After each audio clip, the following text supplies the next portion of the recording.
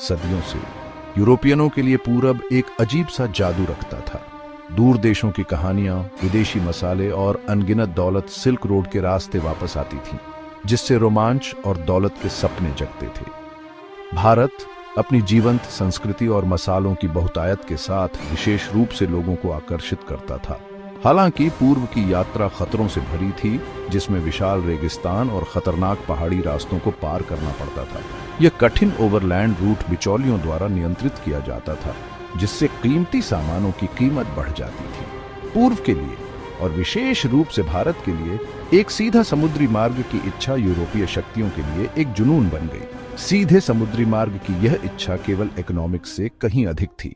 अनजान का आकर्षण, एक्सप्लोरेशन की भावना और ग्लोरी की खोज ने भी उतनी ही महत्वपूर्ण भूमिका निभाई।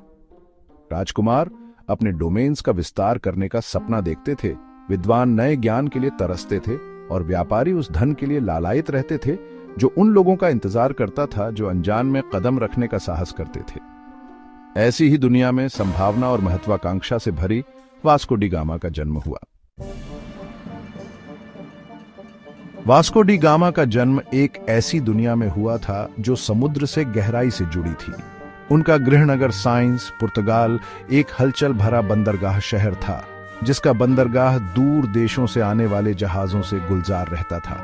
नमकीन हवा, गुलों की चीखें और नाविकों की कहानियां युवा वास्को के लिए उतनी ही परिचित थीं जितनी कि वे कॉबलस्टोन वाली गलियां जहां वो रहते थे।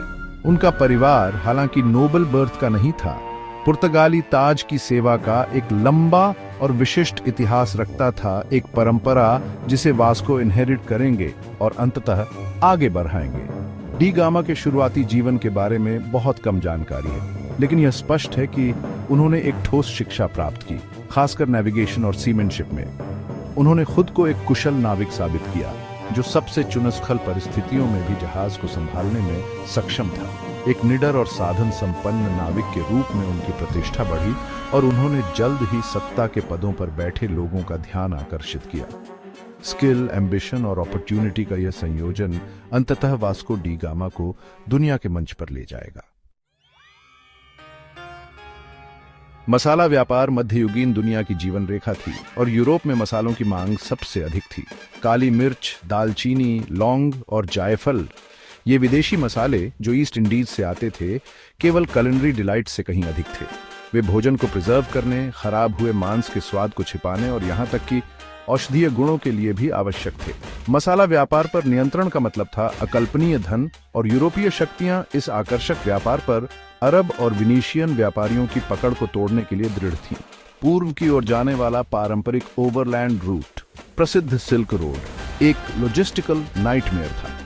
यह हजारों मील की यात्रा थी, हर मोड़ पर खतरे से भरी। डाकू, ट्रेचरस टेरेन और राजनीतिक अस्थिरता सभी लगातार खतरे पैदा करते थे। इसके अलावा रास्ते में प्रत्येक बिचौलिया अपनी हिस्सेदारी की मांग करता था, जिससे यूरोपीय बाजारों तक पहुंचने तक मसालों की कीमत बहुत बढ़ जाती थी। पूर्व के लिए एक तेज, सुरक्षित और सबसे महत्वपूर्ण सस्ते रास्ते की आवश्यकता सर्वोपरि होती जा रही थी। एक समुद्री मार्ग की संभावना जो ओवरलैंड जर्नी से बचती थी, बहुत बड़ा वादा था। भारत के लिए एक समुद्री मार्ग खोजने की महत्वाकांक्षा केवल वास्को डी गामा के लिए ही नहीं थी। उनके पूर्ववर्ती बार्टोलोमेउ डियास पहले ही 1488 में केप ऑफ गुड होप का चक्कर लगा चुके थे, यह साबित करते हुए कि पूर्व के लिए एक समुद्री मार्ग वास्तव में संभव था। हालांकि डियास की यात्रा कठिनाइयों से भरी थी और उन्हें भारत पहुंचने से पहले ही वापस लौटना पड़ा था। डियास ने जो शुरू किया था उसे पूरा करना डी गामा पर निर्भर था।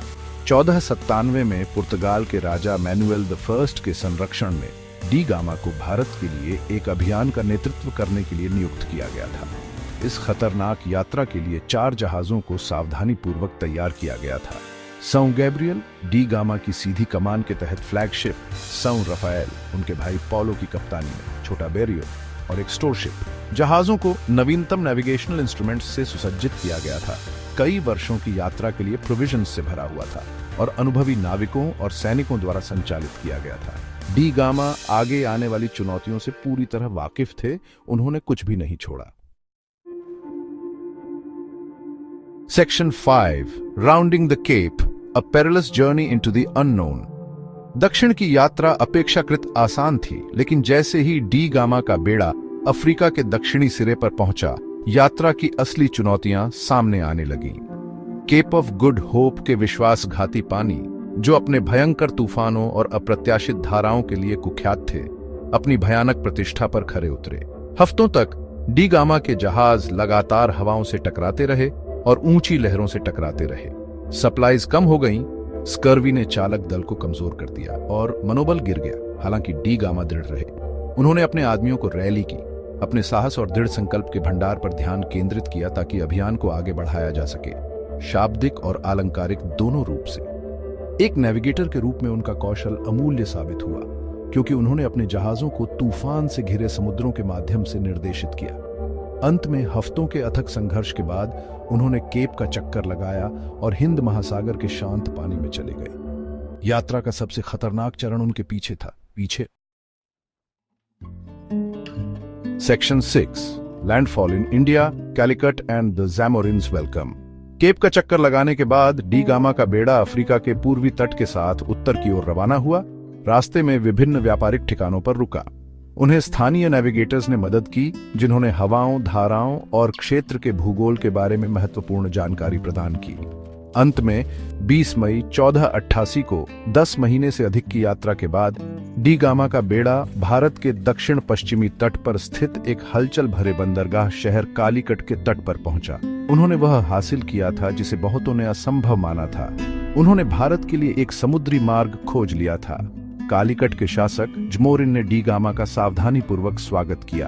दूर देश से आए इन अजीब गोरे चमड़ी वाले लोगों के आगमन ने शहर में सनसनी मचा दी। हालांकि व्यापार वार्ता मुश्किल साबित हुई। जमोरिन को प्रभावित करने की उम्मीद में डी गामा जो सामान लाए थे, उन्हें परिष्कृत भारतीय व्यापारियों ने सस्ता और कम मूल्य का माना। इसके अलावा मौजूदा मुस्लिम व्यापारी, जो लंबे समय से इस क्षेत्र में मसाला व्यापार पर एकाधिकार रखते थे, ने डी गामा के आगमन को अपने आर्थिक प्रभुत्व के लिए खतरे के रूप में देखा। इन चुनौतियों के बावजूद डी गामा पुर्तगाल के लिए रवाना होने से पहले मसालों का एक माल प्राप्त करने में कामयाब रहे।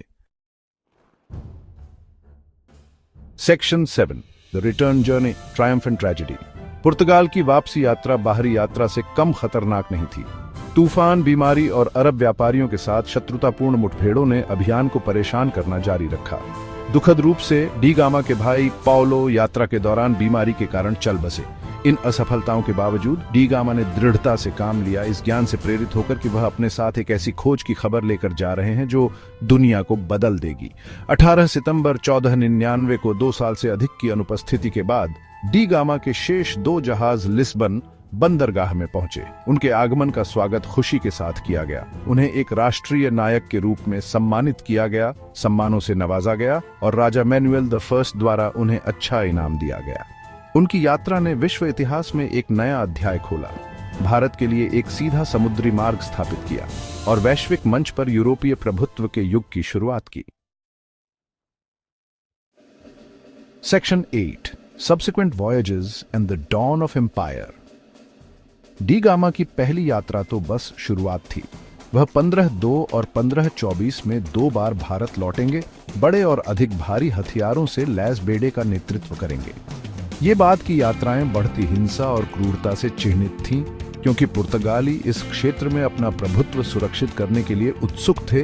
अरब व्यापारियों और भारतीय शासकों से भिड़ गए। डी गामा के तरीके तेजी से क्रूर होते गए, जिससे उन्हें क्रूरता और निर्ममता के लिए एक प्रतिष्ठा मिली। हिंद महासागर लिटरल के किनारे पुर्तगाली व्यापारिक चौकियों और उपनिवेशों की स्थापना डी गामा की यात्राओं के बाद शुरू हुई एक प्रक्रिया एशिया में यूरोपीय उपनिवेशवाद की शुरुआत का प्रतीक थी। पुर्तगाली उसके बाद जल्द ही डच, अंग्रेजी और फ्रांसीसी यूरोपीय शक्तियों के लाभ के लिए अपने उपनिवेशों के संसाधनों का शोषण करते हुए दुनिया के अधिकांश हिस्से को आपस में बांट लेंगे। Section 9, legacy of a voyage, global trade and cultural exchange.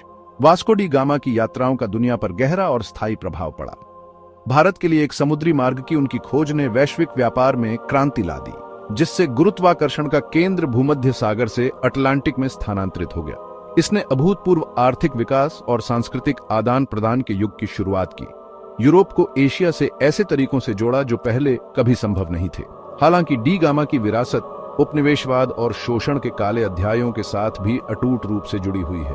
उनकी यात्राओं ने एशिया में सदियों से यूरोपीय प्रभुत्व का मार्ग प्रशस्त किया, जिससे संपूर्ण लोगों की अधीनता और स्वदेशी संस्कृतियों का विनाश हुआ। वास्को डी गामा की कहानी एक जटिल कहानी है, साहस और महत्वाकांक्षा की कहानी, लेकिन लालच और क्रूरता की भी, जो अन्वेषण के युग में निहित विरोधाभासों को दर्शाती है। उनकी यात्राएं आज भी हमारी दुनिया को आकार देती हैं, मानव जिज्ञासा की स्थायी शक्ति का प्रमाण, अच्छे या बुरे के लिए।